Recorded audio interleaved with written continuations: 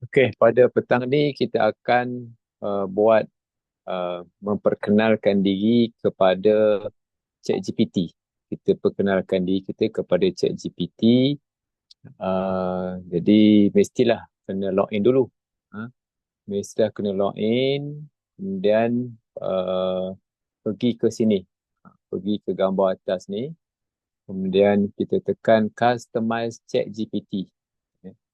Di mana dalam bahagian ini kita kena tulis memperkenalkan diri kita kepada ChatGPT.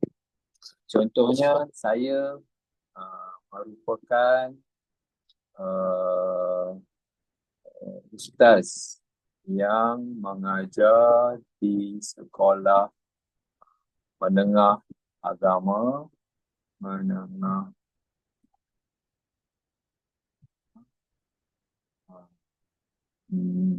dan dan selama uh, 15 tahun. Saya juga mengajar di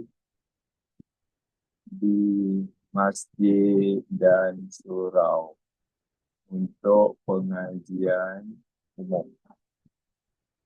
Okey, bidang tumpuan saya ialah fiqh dan tauhid ataupun hadis dan tafsir.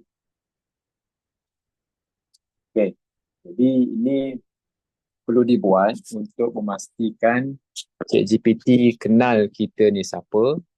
Sebab bila dia kenal kita ni siapa, maka ia akan memudahkan untuk dia bekerja untuk kita.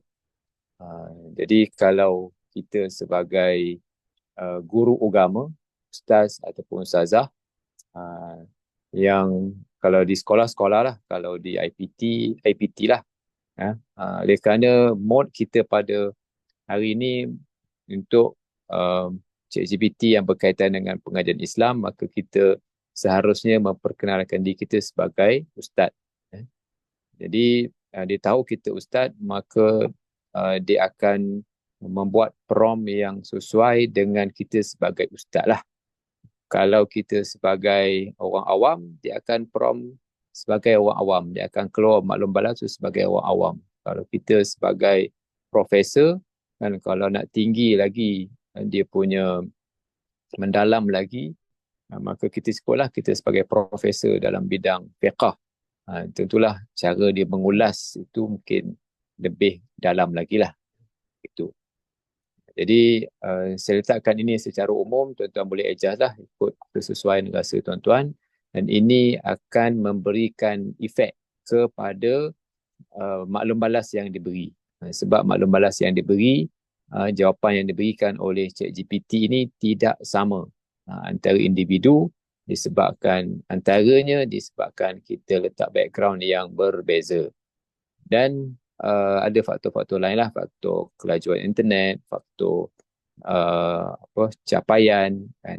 Yang kedua, scroll kat bawah ni, kan, dia scroll kat bawah ni kalau tak jumpa, kita tulis respond in bahasa Melayu ataupun kita di Melayu pun boleh. Sila beri maklum balas dalam bahasa Melayu Malaysia.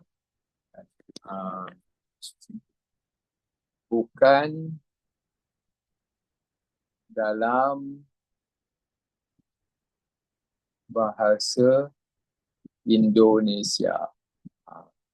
Kenapa? Kerana di Indonesia ni ramai, bila mereka ramai, tentulah banyak dalam ChatGPT ini bahan-bahan yang terdapat dalam bahasa Indonesia. Jadi kita minta direspon dalam bahasa Melayu Malaysia.